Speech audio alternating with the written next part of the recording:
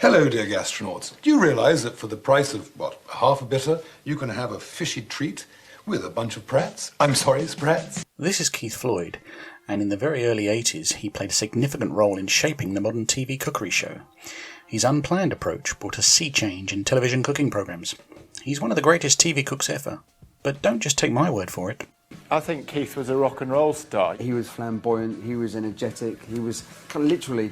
You got this idea that you never quite knew what was going to happen next. I wish I could have been as spontaneous as Keith. He was mercurial.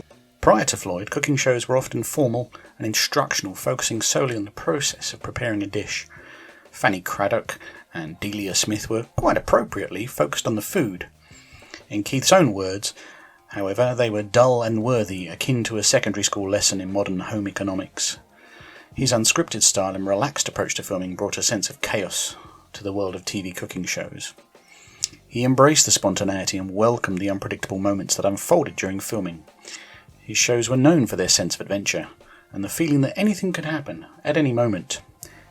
P.S. I want to add I'm not knocking Delia and other shows. They were perfect for the hosts and perfect presentation for that type of delivery, and I'd happily watch all of them. This style still exists on shows fronted by, say, Mary Berry or Nadia Hussain. Keith was born in 1943 near Reading, growing up in Somerset. Nearly bankrupting his family by attending public school, he left and fluked a job as a reporter for the Bristol Evening Post. After the brief spell there, he saw Zulu in the cinema and then joined the army. Though if you look at it, the timeline doesn't quite stack up. After suffering what he described as a nervous breakdown, he could either join the catering department or leave.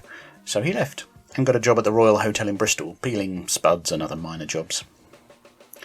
He had a brief spell in various West End restaurants cooking, and then he returned back down to the southwest of England, running several restaurants. He sold the last one and didn't read the small print and barely got any money for it. This happened a few times. After a rambunctious segment on a small BBC magazine show called RPM, producer David Pritchard commissioned Floyd on Fish. The two of them struck up a relationship which was fraught with tension behind the scenes but gave rise to energy on the screen, and along with much abused cameraman Clive, who was often given direction mid-scene by Floyd. I know all of those of you who like me so much will be very disappointed right now that you can't see me. I said stay with the pot! The package was complete, but instead of standing in a pristine studio, he went out to the locals and cooked among them, asking what was going on. This blend of travelogue and cookery was distinct for the time. You didn't feel like he ever had a recipe, he was just kind of making it up as he went along. And of course he was famous for always downing a shot of wine as he goes.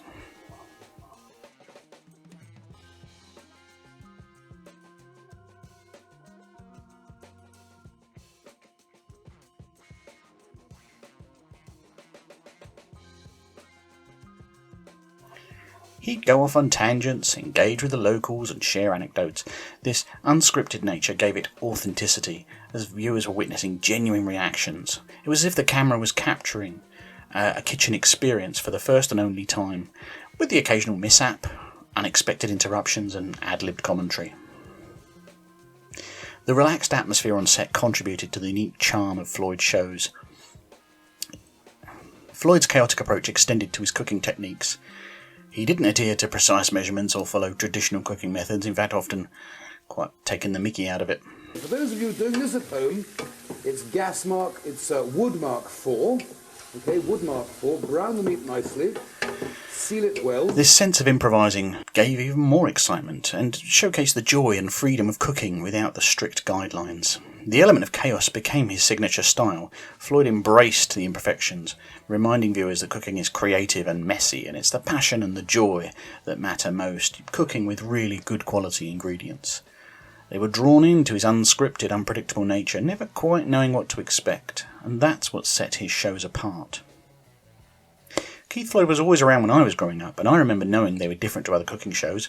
There was quite a lot less actual cooking, for one thing, but I also wonder how much I absorbed of him through Rory Bremner's impression of him. OK, come here. Right, bit of poetry for you today, Dennis. Water, water everywhere, nor any drop to drink. My favourite clip of his is this one from Floyd on France. Probably his greatest show, a true celebration of ingredients and location, touring round the region and picking up local specialities. Here he makes piperade in the Basque region. Which chefs would allow this left in the show, where a housewife tears his recipe to shreds?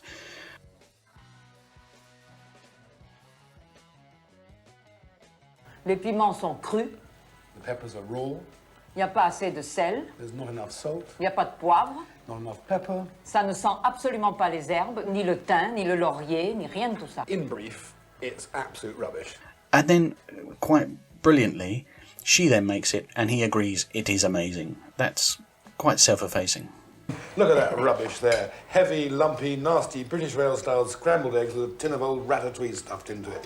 Whereas this, with these lovely, crunchily sliced and fried slices of jambon de Bayonne, magic flavours.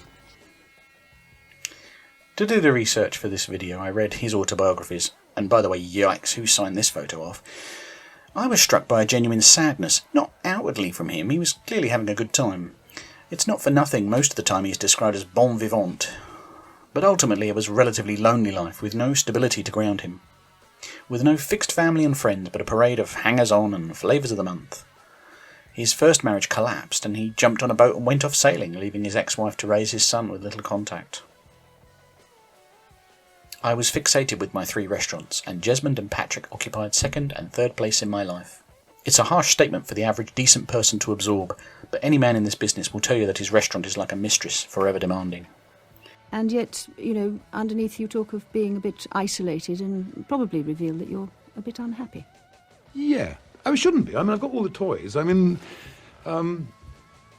yeah, I am a bit unhappy. It's the story of a partying nomad trying his hand at something for 5 minutes before moving on to the next thing that caught his attention, and while a life well lived, it also feels like a life stopping short of true happiness. He died at age 65, having been married 5 times, survived by a son and daughter. I shall be disappointed if it stops, but if it stops, I will go and do something else. I have no idea what's happening tomorrow. While Keith Floyd may have not been the sole inventor of the modern TV cookery show, his contributions were instrumental in shaping its evolution. His emphasis on storytelling and entertainment and exploring diverse cuisines set a different way of doing cooking programs. His legacy lives on, inspiring a generation of chefs. E.g., Jamie Oliver. Oliver's known for his energetic and accessible cooking style and embraced the unscripted and spontaneous approach. Furthermore, Rick Stein, a renowned chef and TV personality, first came to fame through one of Keith Floyd's own shows, and he incorporated elements of that style into his own shows. Very much a travelling show, with impromptu encounters and anecdote and a laid-back approach. And the much-missed Anthony Bourdain. Again, a very similar style of show, travelling around, shooting off the cuff straight to the camera. And these sort of adventures really connect and resonate with people, as it straddles the worlds of food and world travel. The influence of Keith Floyd's unscripted style can be seen in the diverse range of celebrity chefs who have embraced spontaneity, storytelling and the joy of cooking on television. 40 years ago, he combined postcard travels with local food and opened up a new way to present cooking, inspiring a whole generation of cooks and chefs. I do believe that he made the British public more interested in where their food came from, more concerned about quality of their ingredients, and actually more prepared to accept other food cultures. I hope you found that interesting. You might want to watch my profile on Heston Blumenthal over there.